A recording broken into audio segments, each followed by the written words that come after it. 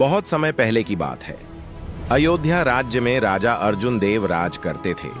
वे पराक्रमी और प्रजापालक थे, लेकिन उनके मन में हमेशा एक अज्ञात भय रहता था, क्योंकि उनके राजमहल के गुप्त कक्ष में एक श्रापित दर्पण था, जिसे देखने जो भी जाता वह कभी वापस नहीं आता। राज्य के प्राचीन पुरोहित ने कहा था, जो उस दर्पण में खुद को सत्य रूप में देख पाएगा वही मुक्ति पाएगा। लेकिन लालच और अहंकार से ग्रसित होकर जो भी गया वह वहां खो गया। एक दिन राजा ने निश्चय किया कि वे स्वयं उस रहस्य को सुलझाएंगे। अमावस्या की रात एक दीपक हाथ में लेकर वे गुप्त कक्ष में प्रवेश किए। दर्पण के सामने खड़े होकर उन्होंने खुद को देखा, लेकिन प्रतिबिंब विकृत था।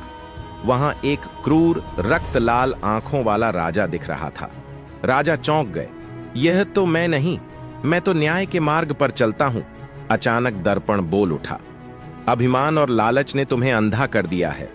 तुम सिंहासन और सत्ता के मोह में अपने सच्चे स्वरूप को खो बैठे हो। क्या तुम्हें खुद को सच में देखने का साहस है? राजा चौंक गए, लेकिन पीछे नहीं हटे। उन्होंने मुकुट उतार कर कहा, हां, मैं अपनी सारी गलतियों, लालच और अभिमान को देखने के लिए तैयार हूं।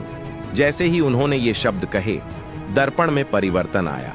उन्होंने वहां एक साधारण मनुष्य को देखा, जो सत्ता के मोह में फंसकर भटक गया था। राजा को एहसास हुआ कि प्रजा की सेवा ही उनका सच्चा धर्म है, न कि सत्ता का मोह।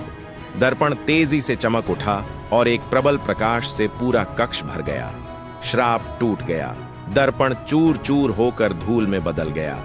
उसी के साथ उनके मन का सारा भय भी समाप्त हो गया।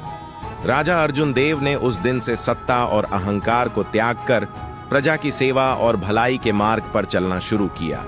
उनका नाम इतिहास में सत्य और आत्मचिंतन के प्रतीक के रूप में अमर हो गया।